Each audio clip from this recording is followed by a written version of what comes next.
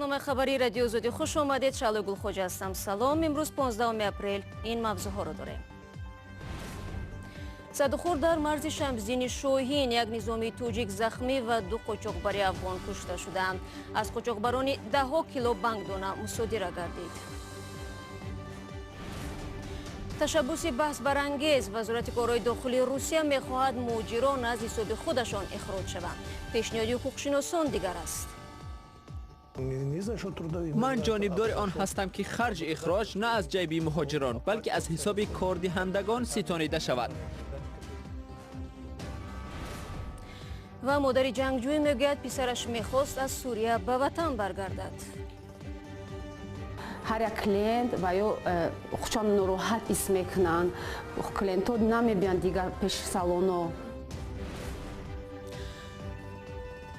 در حدود نویه شمسدینی شاهین میان مرزبانان توجیک و قاچاقبران افغان задӯхӯрд به عمل آمده است. در نتیجه یک پراپورشکی توجیک از کتف راستش زخمی شده است. سعیجان رسولوفی 28 ساله در بیمارستان است. همچنین دو قاچاقبری افغان کشته و نیز یک تن دیگر زخم برداشته است.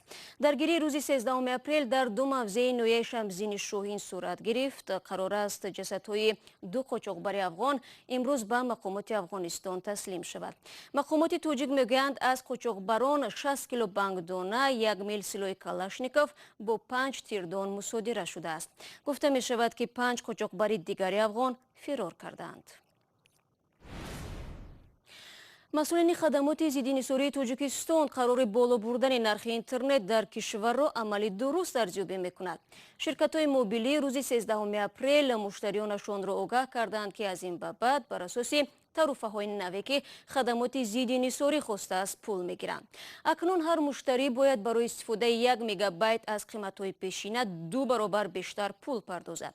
مولا رجب یوسفی امروز با نظرالدین زاده معاون اول رئیس خدمات ضدینصاری بعد آن صحبت کرد که این قرار با واکنش‌های تند در جامعه روبرو شد.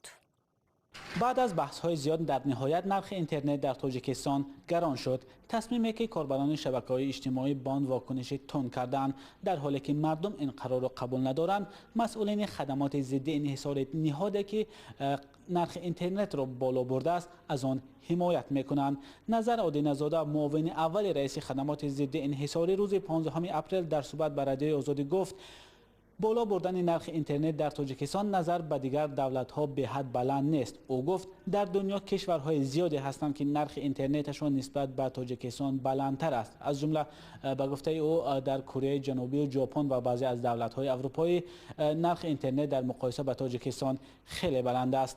با اینکه مسئولین خدمات ضد انحصاری از قرار صادر کرده خود حمایت میکنند، اما تصدیق میکنند که در پی فرمایش آنها نرخ اینترنت در تاجیکستان 2.5-3 برابر گران شده است.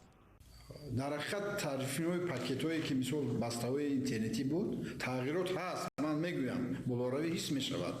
تقریبا 2.5-3 مرتبه بعضی وابسته به پاکت‌ها هست. لیکن علاقه‌ای که مثل با واسطه پر نقشه‌های تعرفی هستند در مگافون تاجیکستان 1 مگابایت 50 درهم بود. عمل کننده شما تعرفه‌های پی عمل کننده را شما یک بار ببینید پاکت که نقشه تعرفه تمام میشود 1 مگابایتش 50 درهم است. ما 5 درهم موندیم. 10 مرتبه کم. بر اساس فرمایش نوی خدمات ضد انحصاری از این به بعد شرکت‌های موبیلی حق ندارند 1 مگابایت اینترنت را کمتر از 5 درهم فروشند.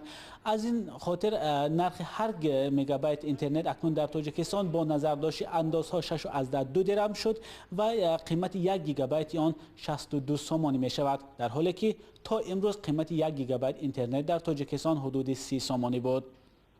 مولا رجب یوسفی، شادمانی یتیم، آزادی، دوشنبه. صحبت مفصل مولا رجب یوسفی با معاون اول خدمات ضدینصاری را در وبسایت رادیو آزادی بخوانید. عبدالحد نظرов یکی از دو جوان است که از محله بیناکاران وحدت به سوریه رفتند. چند روز پیش مصاحبه نظرов با خبرگزاری رویترز نشر شد که در یکی از بازداشتگاه‌های نیروگاه دموکراتی سوریه ثبت شده است. او در صحبتش گفت که چند سال پیش از مسکو به سوریه سفر کرد، اما به گروه دهشت‌افکن دولت اسلامی سوگند صداقت نداد. سرانگیز نوروزشاه و شادمانیتی مادری عبدالحد نظرов را پیدا کردند.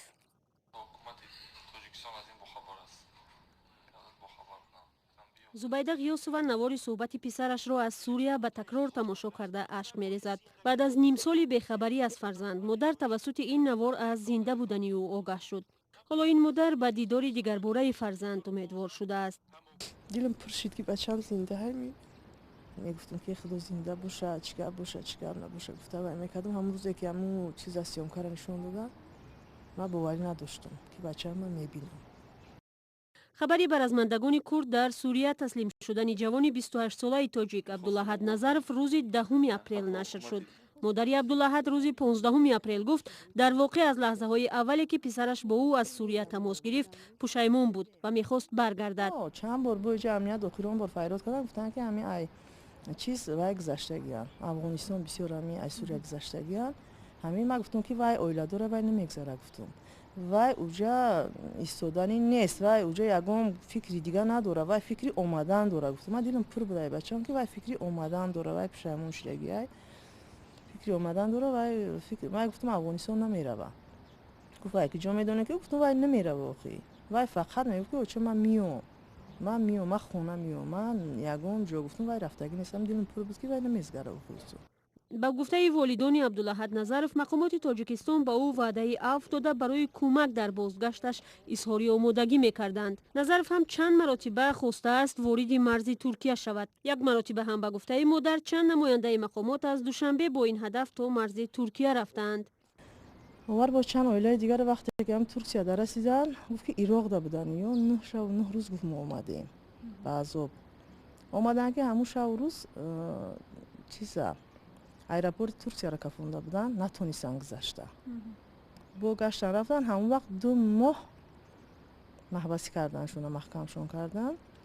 бо ҳамин хел гузашт омад ки натонист гузашта.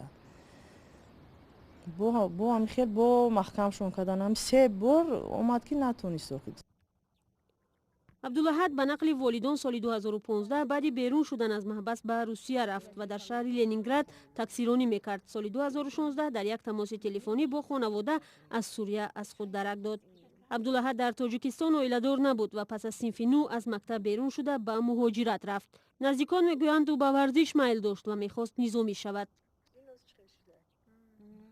ба гуфтаи сокинони маҳаллаи бинокорон дар шаҳри Ваҳдат, Абдуллаҳад ҷавони фаъол буд. ба ягон кас кор надошт. як кас кати хеле фақат муомилаи хуб кати дар ҳамин маҳалла, дар ҳашарҳо, дар чи аз ҳама пеш баромада ёрдами хича мерасонд. хеле бачаҳо кам буданд. барои чи ино фиреб хӯрдан ки инора саршона хеле гаран кард ки ино пеш ҳами кор шидану ай ватан берун шиданд. Абдуллаҳад яке аз 2 ҷавонест ки аз маҳалли бинокорони шаҳри Ваҳдат ба Сурия рафтааст. вале дар маҷмӯъ баъди зуҳури гурӯҳи давлати исломӣ дар соли 2014 бештар аз 1900 нафар аз шаҳрвандони Тоҷикистон ба Сурияву Ироқ рафта ба сафи гурӯҳҳои тундрави террористӣ аз ҷумла давлати исломӣ пайвастанд. волидони Абдуллаҳад ҳоло намедонанд сарнавишти писарашон чӣ мешавад, аммо хабари зинда будани писар шӯълаи умедро дар дили онҳо бедор кардааст. рӯ меорем ба мавзӯи дигар. ихроҷ ба ватан аз ҳисоби худи муҳоҷирон. вазорати корҳои дохилии Русия пешнависи тарҳеро омода кардааст ки аз ҳоло мавриди интиқоди коршиносон қарор гирифтааст. онҳо мегӯянд агар ин ташаббус аз сӯи вакилони рус пазируфта шавад, паёмадаш ногувор хоҳад буд.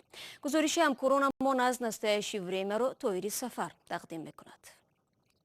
сарусадо дар бораи бадӯши муҳоҷирони ихроҷ шуда вогузор кардани харҷи додгоҳ ва роҳгиро ба кишвари худ аз дер боз идома дошт. аммо барои нахустин бор аст ин талабро дар шакли тарҳи қонун пешниҳод мекунанд. вазорати корҳои дохилии Русия ислоҳоти эҳтимолиро ки ин лоиҳаи қонун дар пай хоҳад дошт дар вебсайти худ ҷо додааст. дар он аз ҷумла омадааст шаҳрванди хориҷӣ ихроҷ шуда ӯҳдадор аст харҷи буҷаи федералиро ки дар заминаи иҷрои қарори ихроҷи ӯ ба амал омадааст пардохт кунад. феълан пешнависи тарҳ барои баррасӣ ба думаи давлатӣ пешниҳод нашудааст, аммо бо ин ҳам тарҳи мазкур боиси интиқоди коршиносон шуд.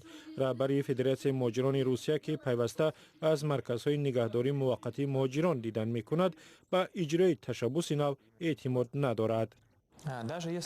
حتی اگر مهاجران را عهدهدار نمایند که خودی آنها خراجات را پرداخت کنند، مهلت نگهداری آنها را نمیتوان به طور نظررس کم کرد، زیرا در بیشتر حالت آنها به خاطر آنکه خدمات کنسولی سری وقت اسناد را آماده نمی کند در مرکزها میمانند. آدمانی که به این مرکز میافتند پول ندارند و اگر آنها را باز مجبور کنند بعد سپردن مبلغ روسیه را ترک نمایند، آن وقت فاجعه خواهد شد، چون که در یک آن واحد مرکزهای نگهداری از مهاجران پر می شود. از طرف دیگر شیوه عملی کردن طلبات مذکور در ذهن حقوقشناسان سوالهای زیادی را خلق کرده است. عبدالمجید سرخکوف بر این نظر است که حتی اگر خراجات اخراج از خود مهاجران ستانیده شود، در گمان است که این مهاجران کم بزاد توانی دادن پول را داشته باشند. برای سرپیچی از این طلبات و در صورت خواهش برگشتن به روسیه به این مهاجر کافی است که یک حرفش را در شناسنامه دیگر کند. از نگاه سرخکوف باید خرج اخراج به دوش کاردهنده مهاجر واگذار شود. من جانبدار آن هستم که خرج اخراج نه از جیب مهاجران بلکه از حساب کاردهندگان ستانیده شود. بعضی از آنها به خاطر آنکه امکان پرداختن جریمه را ندارند در مرکزهای نگهداری زیاد میمانند.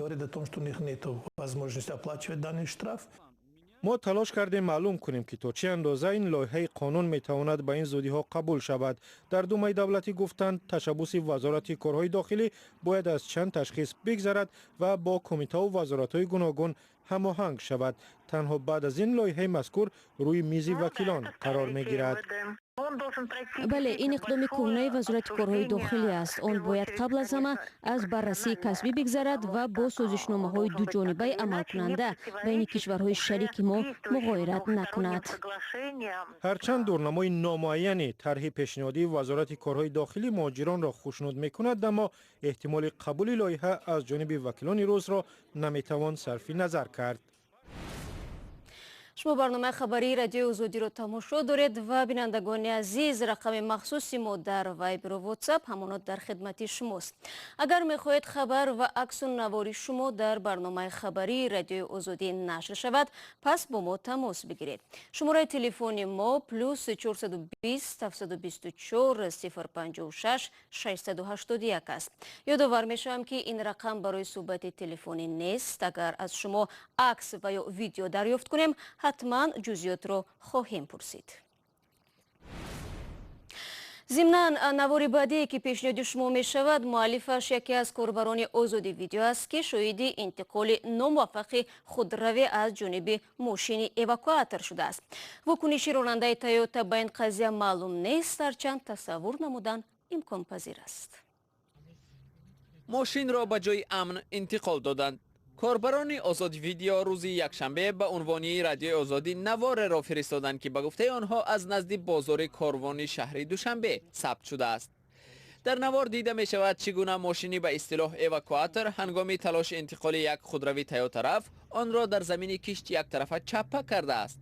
مؤلف نوار شرح می دهد که تناب اواکواتور کنده شده است و کارمند بازرسی دولتی اتومبیلی همراه با راننده اواکواتور در زمین گندم تناب یا خود تراس می جویند.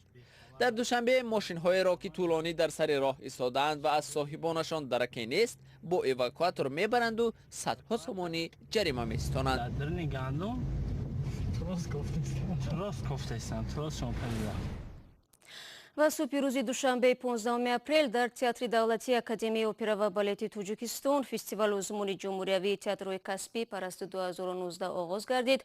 با اصلاح وزارت فرهنگی توجیکستان در این همایش فرهنگی 18 تئاتر کشور نمایشنامه‌های خود را که طول 2 سال اخیر صحنوی گردیدند به معرض تماشابینان و حکمان ازمون میگذارند.